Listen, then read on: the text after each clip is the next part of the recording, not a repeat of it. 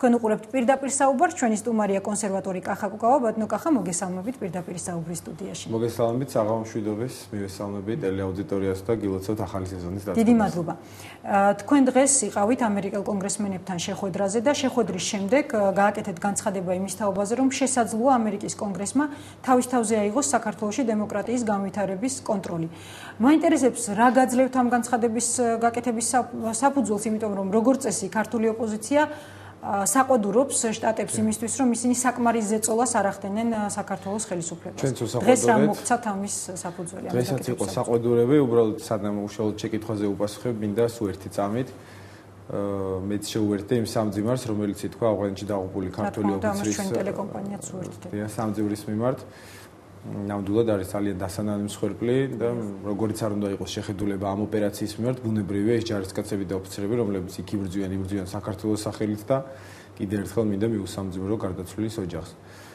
რაც შეეხება დღეს შეხვედრას, უნდა ითქვას, რომ დღეს იყო ზუსტად ეს თემა. სხვა შორის ძალიან მაღალი რანგის დელეგაცია იყო, მე არც მახსოვს ბოლოს ჩვენ თორსტები 2007 წელს მოგვეცა შესაძლებლობა რომ შევხვედროდით ამერიკის კონგრესის კონგრესმენთა ჯგუფს. და დღესაც იყო 5 კონგრესმენი ორივე პარტიიდან, მათ შორის იყვნენ უსაფრთხოების კომიტეტის წევრები, თავდაცვა და უსაფრთხოების კომიტეტის წევრები. ამიტომ ეს იყო ძალიან მაღალი დონე და ბუნებრივია ჩვენ ეს გამოვიყენეთ იმისათვის, რომ მათთვის პირდაპირ გადაგვეცა ჩვენი მოსაზრებები. მე შემიძლია ვთქვა, ეხლა მე ცოტა შეზღუდული ვარ, რომ მოუყვე რაც ისაუბრეს მათ, უფრო რაც მე დაუშვათ გავაჟღერებ, ბუნებრივია რომ ეს არ არის საიდუმლო. თვითონ მათი საუბრის ძირითადი თემა იყო უსაფრთხოება და საქართველოს ამერიკის შეერთებული შტატების თანამშრომლობა. ჩვენ გადავეცით და მე პირადად ხაზი გავუსვი იმას, რომ უსაფრთხოების საკითხებში ყველაზე მნიშვნელოვანი საკითხი დღეს არის არა შეერაღებულ ძალებთან დაკავშირებული საკითხები და რომელიმე სხვა საკითხი, არამედ ეს არის დემოკრატიის განვითარება. იმიტომ რომ 80-იანი წლების ბოლოდან მოყოლებული, როდესაც ჯერ კიდევ საბჭოთა კავშირი არსებობდა და იშლებოდა, შეერთებული შტატები საქართველოში იყო თავისუფლებისა და დემოკრატიის სიმბოლო და ჩვენ აღვიქვამდით შეერთებულ შტატებს როგორც საქართველოს დამოუკიდებლობის და დემოკრატიის გარანტს.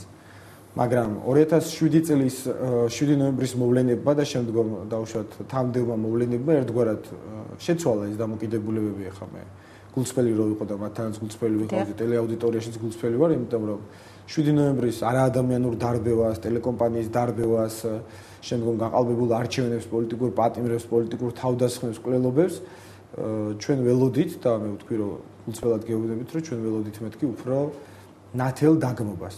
ნუ იყო იქ პრინციპში ხა შეერთებული შტატები პირდაპირ არ მისალმებია დარბევას, მაგრამ ყოველ შემთხვევაში ჩვენ იმდენად დიდი იმედი გქონდა რომ შეერთებული შტატები იქნებოდა ქართული დემოკრატიის მხარდამხარად, ჩვენ ველოდით რომ თუნდაც როგორც ევროპულმა მთავრობებმა დაგმეს ძალიან ნათლად და ცალსახად, აი ესეთივე პოზიცია იქნებოდა შეერთებული შტატების. თუმცა ბატონო კახა, ის რომ იგივე Freedom House-ის ასე ვთქვათ შეფასებაში საქართველოს უკვე აღარ ითვლება დემოკრატიულ ქვეყნად და არის ნახევრად დემოკრატიული, მე მგონი საკმაოდ მკაფიოდ მიანიშნებს ამერიკის პოზიციაზე და იმაზე რომ მათ აქვთ საკმარისი ნიშნები იმის შესახებ თუ რა მდგომარეობაშია დღეს საქართველოს დემოკრატია. სრულად აქვს, აქ არაინფორმირებულობის ბრალი ეს არ არის.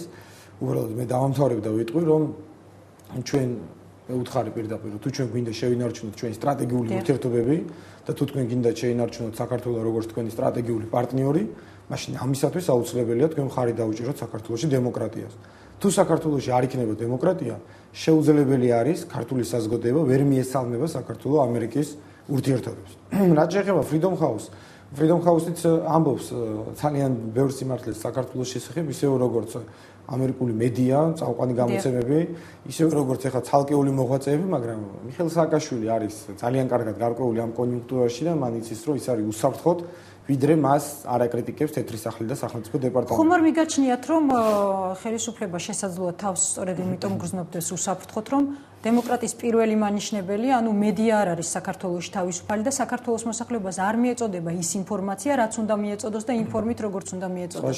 იმიტომ რომ შესაძლოა ასე ვთქვათ, საქართველოს დემოკრატიის შესახებ საკმაოდ ობიექტური ინფორმაციები საზღვრებს გარეთ გაცილებით მეტია, ვიდრე მოდის საქართველოში. და ხომ არ მიგაჩნიათ აქედან გამომდინარე, რომ იგივე ამერიკელ კონგრესმენებთან ან ნებისმიერ გავლენიან პირთან შეხვედრის დროს ოპოზიციისთვის იმისთვის, რომ ასე ვთქვათ, თუ დემოკრატიის განვითარებაზე ვისაუბროთ, ნომერი პირველი საკითხი სწორედ მედიის თავისუფლება უნდა იყოს. ჩვენ დავაყენეთ სამი საკითხი, როცა ვსაუბრობთ დემოკრატიაზე, სამი ძირითადი პრიორიტეტი არის ამ თვალსაზრისით, ეს არის პირველი, სწორედაც მედიის თავისუფლება, მეორე პოლიტიკური პატიმრები და მესამე საარჩევნო კანონმდებლობა.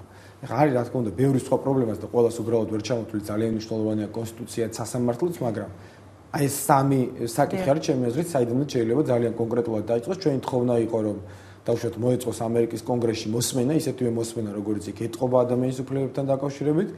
რაც ჩემთვის იყო სასიამოვნო და ეხლა მე დეტალებს უბრალოდ აღარ გამომჟღავნებ, რომ მათ თვითონ გამოხატეს ინტერესი ამ საკითხის მიმართ.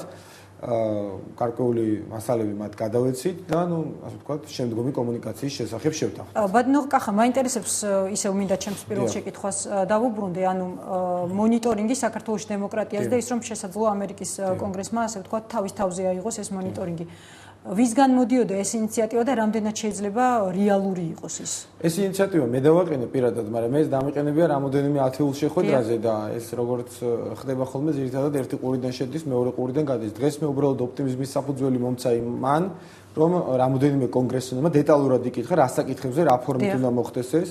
ჩვენ ანუ დაინტერესება გამოხატეს კონკრეტულად მაგალითად ჩვენ შევთავაზეთ რომ შეიძლება იყოს საკომიტეტო მოსმენა ეს ფორმა მიღებული არის ამერიკის კონგრესში ამიტომ ჩვენ გავაგრძელებთ ბუნებრივია კომუნიკაცია სამ საკითხთან დაკავშირებით ეს ძალიან მნიშვნელოვანი არის თუ ჩვენ მოვახერხეთ ასეთი ტიპის მონიტორინგი მე ხშირად ჩემს ამერიკელ მეგობრებს ვეუბნები ხოლმე რომ საოცნებოდ გამიხდა რომ საქართველოს ეღირსოს ისეთივე ყურადღება როგორც მაგალითად ბირმას სადაც არის სულ ერთი პოლიტიკური პატიმარი ისიც შინაპატიმრობაში არის ციხეში არზის და ყოველდღე ამერიკელი სენატორები აკეთებენ დილიდან საღამომდე ამაზე პოლიტიკურ განცხადებებს ბირმაზე დადებული არის სანქციები კატეგორიულად მოითხოვენ რომ ესე იგი მისცენ თავისუფლება ამ შინაპატიმრობაში მყოფ ოპოზიციის ერთ-ერთ ლიდერს და როდესაც იყო მაგალითად ობამა ეხა წყნარი ოკეანის სამოძზე უბრალოდ ამერიკული მედიის ზეგავლენით უარი თქვა ამ ბირმის ლიდერთან შეხვედრაზე. როგორ ფიქრობთ? იმდენად დიდია ყურადღება იქ და ჩვენ გვინდა რომ საქართველოს რომელიც უფრო ახლოა. და რა არის ამის მიზეზი რომ საქართველოს მიმართ არ არის სათანადო ყურადღება? ხომ არ არის ის რომ თუნდაც ოპოზიცია სწორ კომუნიკაციას ვერ ამყარებს ხელისუფლებისგან განსხვავებით ამერიკის ხელისუფლებასთან? არის რა თქმა უნდა ეს იყო კიდევ ერთხელ გეუბნებით ჩვენი შეცდომა შეიძლება რაღაც ერთგვარი იდეალიზმი მე ხა ამერიკის შეერთებული შტატების პირველი პრეზიდენტი რომელიც მახსოვს იყო რონალდ რეიგანი როდესაც მე ვიყავი სკოლის მოსწავლე თბილისში მიდიოდა აქციები მაშინ საქართველოს დამოუკიდებლობისთვის ბრძოლაში და ჩვენთვის ესე იყო სამყარო დაყოფილი რომ საბჭოთა კავშირი არის ბოროტი და აი ამერიკის შეერთებული შტატები არის კეთილი რომელიც ეხმარება ნებისმიერ დემოკრატიულ ინიციატივას. რა თქმა უნდა ასე არ არის და როდესაც ახლა პოლიტიკასთან უშუალო შეხება მოგვიწია, ასე არ არის. ნამდვილად არავის არ ეხმარება, ყველა იცავს თავის ინტერესებს. ამიტომ ჩვენ ბოლო პერიოდში შევცვალეთ ჩვენი დამოკიდებულება. თუმცა ნუ გამოვრიცხავთ იმას, რომ ამერიკელებმა თავიანთი ასე ვთქვათ აქტიურობით დახმარების თვალსაზრისით საკმაოდ შეცვალეს მსოფლიოში წესრიგი და ასე ვთქვათ ბევრ ქვეყანაში რეალურად დამყარდა დემოკრატია.